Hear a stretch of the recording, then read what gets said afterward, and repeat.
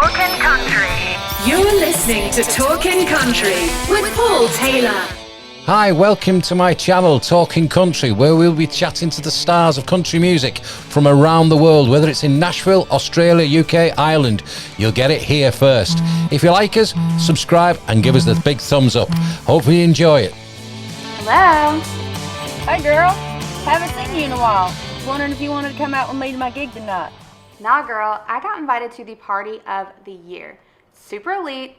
Catch you later. Whatever, princess.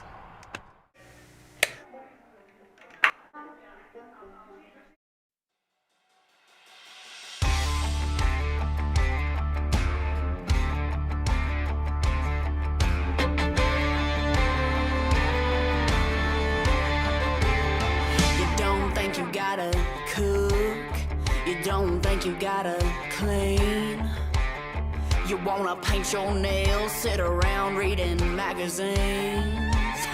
A selfie machine, self-claimed royalty. Well, there's a difference between perception and reality. You ain't a princess, you're just a dirt-born debutante.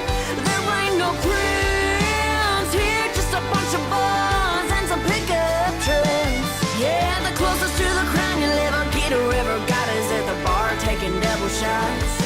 You ain't a princess, you're just a small town, hang around, never leaving hot mess.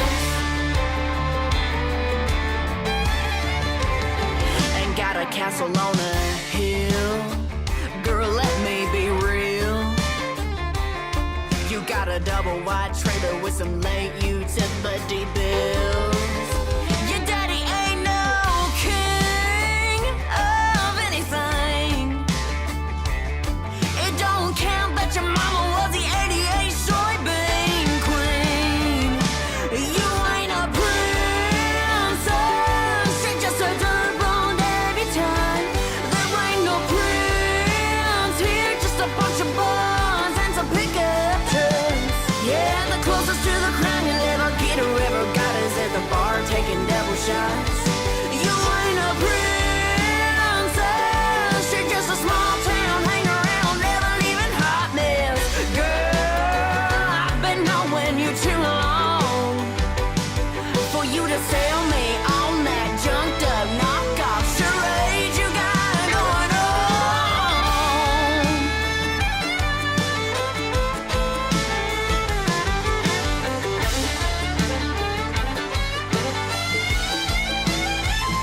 You ain't a princess, you're just a dirt-road debutante.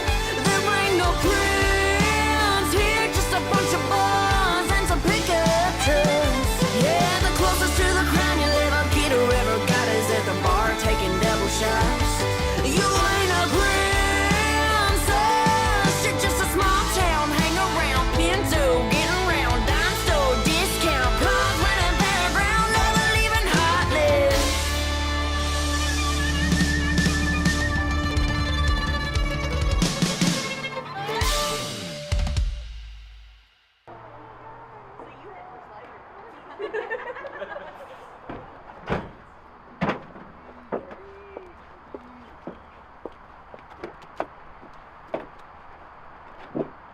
One. Well, that was a brand new single by Dallas Remington called Princesses. And you know what? She's actually on the line now. How you doing, Dallas? I'm doing very well. Thank you so much for having me back. No, it's great. Thank you for coming on as well. And ladies and gentlemen, I reached out to Dallas and I said, could she come on a bit early because I've got a prior engagement later on, and she kindly committed to coming on a bit early. So what time is it over there now? Where are you, in Nashville? Yeah, I'm in Nashville. It's 11 a.m. here. 11 a.m. Oh, well, that's fine. Yeah, it's not that early for me. But you, like I said, the brand new single, congratulations on that. That is an amazing single. Thank you. Thank you so much. We're real proud of it. It's been about 3 years in the works, so we're finally happy it's out there. Yeah, so the lockdown with COVID and that's paid dividends because a lot of people are bringing out so much good music and they're spending a bit more time on it rather than rushing it out as well. Yeah, definitely. And we had actually cut the song back in 2018 18 or 19. I can't remember when it was. And we were riding around during the pandemic. My mom and I were, and she's like, let's listen to it. And we were just like, okay, we hate to say this, but we need to recut this song. So we recut it, and it's bigger and better than ever. So we're really glad we did that. It's got a lot of punch into it, isn't it? It doesn't conform to your standard Nashville sound, does it? Which is good. Because we like to do I do a lot of Southern rock, and I even have a metal background. So we try to marry all that together with my love of like what most people would call traditional country music. I just call it country music. So we try to just marry those all together, and that's my sound. I might not sound like everyone else, but this is what I want to sound like, and that's what I do. And congratulations on that. I mean, there's been quite a lot of artists on the show recently, and they've all gone that different path, and some have maybe fell the wayside of the record label, so they've actually started their own record label because it's the music that they want, really. And again, there's nothing wrong with the sort of conveyor belt sound of Nashville at the moment, but having that difference and making people sit up and take notice is amazing, and you've done that with Princesses, definitely. Thank you so much. And how did it come about then? What was the idea behind it? Okay, I'm trying to think. I don't think I actually have done an interview with this song with someone who's British. So we actually got the idea after the royal wedding back in 2018. Wow. So, everywhere around the world was watching it. And I was stalking one of my co-writers. So I wrote this with Nancy Deckett and Bridget Tatum. And Bridget, I don't know what it was, but she put it on her Instagram, and I saw it on Instagram on my way to the right. And she said, you ain't a princess until you marry a prince. And I was like, oh, there's just something there. And, we've all had those people in our life that they try to be something they're not instead of just embracing who they are. Yeah. And so we all kind of pulled from those experiences, and we came out with Princess. And, somebody asked me what we'd like people to take away from this song. And, if I want you to take anything away from it besides just having fun and being sassy for a few minutes, it's just, to love who you are no matter where you come from, because there's always going to be someone who's been there and loves you for you from the very beginning. So I know we got real sassy with it. We called her a bunch of dirt road debutantes and things like that, but it was all in good fun. It's just, embrace who you are, because somebody's going to love that about you. And that's what I like about the female country music pack, want of a better phrase. There is a lot of sassy stuff going out there, isn't there? Yes. I mean, you've got your own style, but also there's little bits of like Miranda Lambert in there that I can see and hear as well. Are you a big fan of Miranda? I love Miranda, which I don't get told this as much now that I'm older, but everyone used to mistake me for her.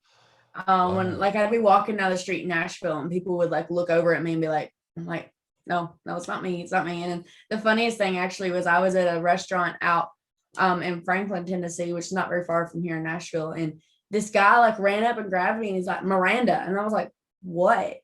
Like, I'm not Miranda. He's like, Miranda, I just showed you like 3 houses today. How do you not recognize me? It was her realtor.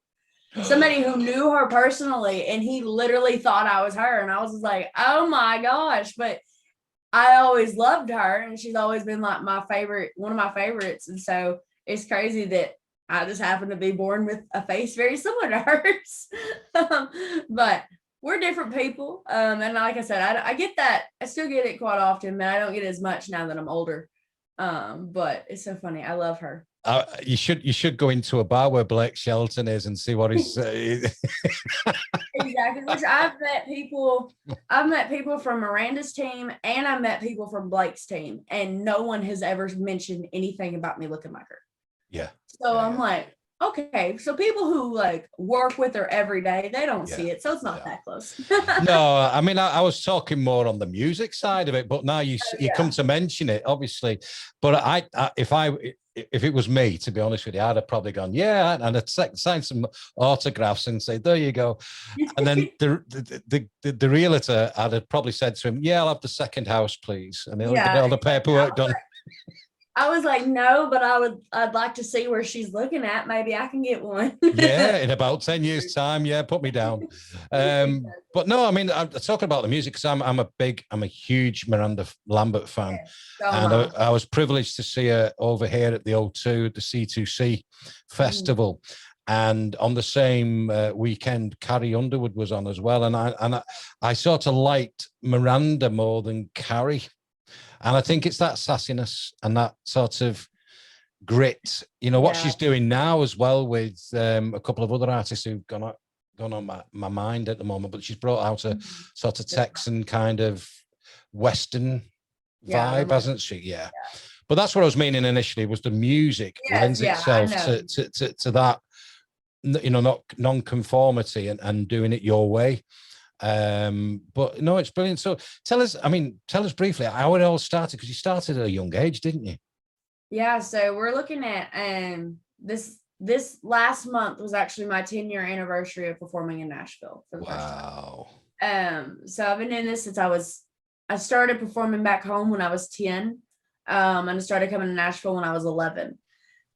So I mean, obviously I grew up with country music, and I grew up on a farm. So that was just the music of our lives. Literally, it was all about us. And so that's what I grew up with. I grew up with a mama who loved Patsy Cline, Loretta Lynn, all the greats, Conway Twitty. And then one of my dad's favorite artists, a couple of my dad's favorite artists are Toby Keith and Garth Brooks. So I grew up with all kinds of, older country, 90s country, and then into modern country. And that's what I loved. And so when I was 9 years old, my grandmother saw an ad in the paper, because everyone still got the paper back then. And she saw an ad in the paper for our local Opry back home, and he was offering guitar lessons. And she was like, well, Dallas has always liked to sing. Dallas has always really liked music. Why doesn't she look into taking some lessons? So went over there and I started taking lessons from him. And then about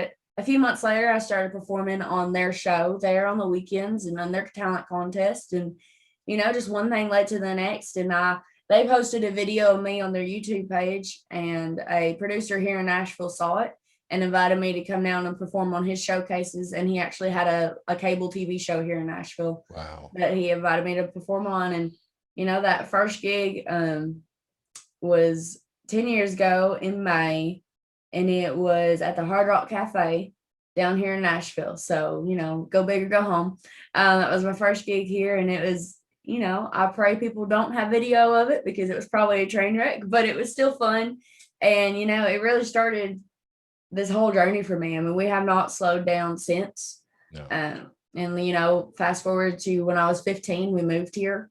And then that really immersed me full on into the music industry here. And so I've been here almost full time for close to 6 years now.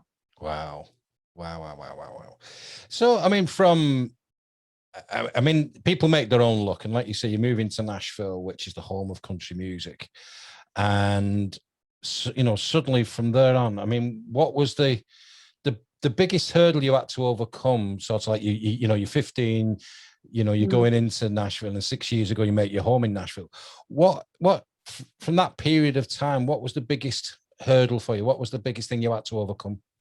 It was definitely the age thing. At that point, being 15, because there'd already been a Taylor Swift, and back then they only wanted to sign one of everybody. So there'd been a 15-year-old girl. So they're like, let's just wait a little bit. And so that's fine. And I was good with that, because now I know who I am as an artist.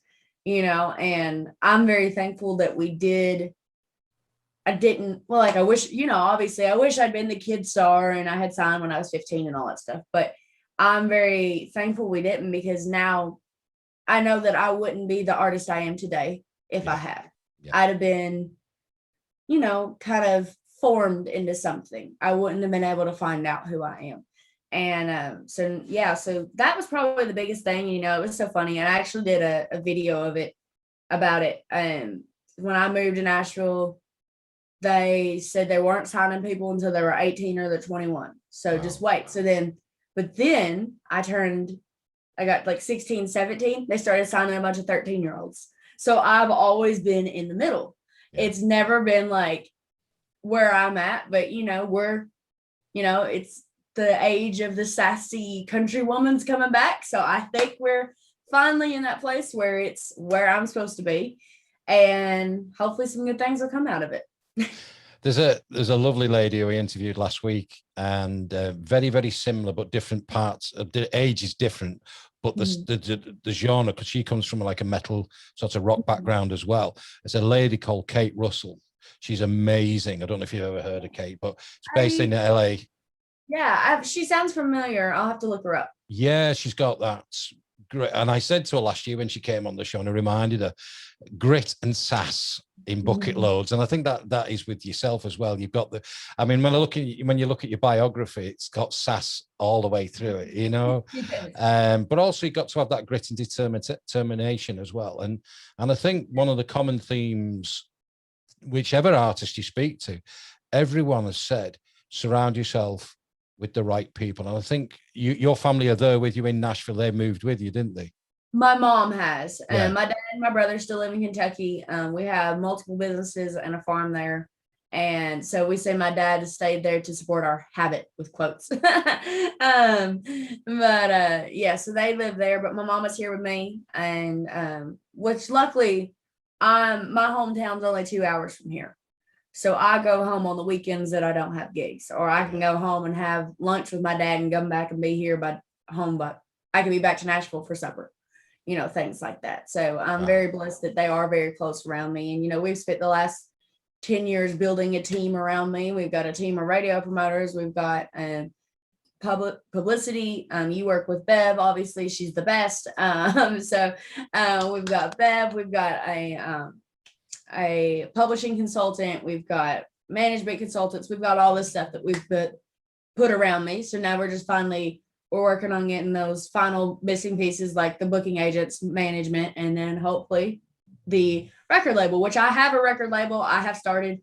It's called Road Warrior Records. And so right now, we do everything, every move we make, we're like, would a major label do this? Yeah. So we are trying to mirror what a major label would do, but on our scale. Yeah. And thankfully that's worked out really well for us. And it's funny, here in town, people will be like, yeah, you're on Road Warrior. We've heard of them. Yeah, they're like on the road. I'm like, no, they're based out of my basement. It's just me. But yeah, so we've been very, very blessed with an amazing support system for my family, an amazing team that we've been surrounded by. And got great musicians as well, haven't you? I mean, you can call. Yes. Yeah, we which it's funny because here in Nashville, your touring musicians aren't typically the musicians that are on the record. So I have a great group of guys that come out and go on the road with me. And then I have an amazing studio band that I get to use as well. And so on Princess track, we got a guest musician to come in and do the fiddle part. And that was Miss Janae Fleener, who works on Blake's band. Yep. And 2-time CMA Musician of the Year, ACM Specialty Instrumentalist of the Year, all these things. And she came in, did those fiddle parts, and she's like, it was a blast because I got to do some country fiddle licks. I'm like, yeah, that's what I like to hear. And she is great. And we just started teasing. We actually have a video coming out very soon for this. And so Janae got to come in and be in the video as well. So it was really cool to hang out with her. It's really interesting. I mean, a lot of the accomplished musicians worldwide, but obviously condensed in Nashville, they do offer themselves. And a close friend of mine over here, he writes a song, and he said, "Oh, it really could do with a bit of fiddling or a bit of keyboard." And he said to me, "You're not going to believe who's on the keyboard on this." And I said, "What? Who?" He said, "The main keyboard player in Lone Star." Oh, what? Wow. He said, yeah, he's just offering his services, like, just he'll give him the chords and obviously what he needs. And he said within a couple of hours it comes back. It's like, what? Yeah. This is ridiculous. Yeah, these guys are crazy, especially like because we cut 2 songs during COVID. We did Uncommon Man, which was my single last year. It was in quarantine, and then Princess, we recut it in quarantine. And so I sat down with, like, back to the fiddle, like I sat down with my producer and I was like, we had it was really electric guitar driven, which is what we'd always done. And I was like, why don't we mess with fiddle there?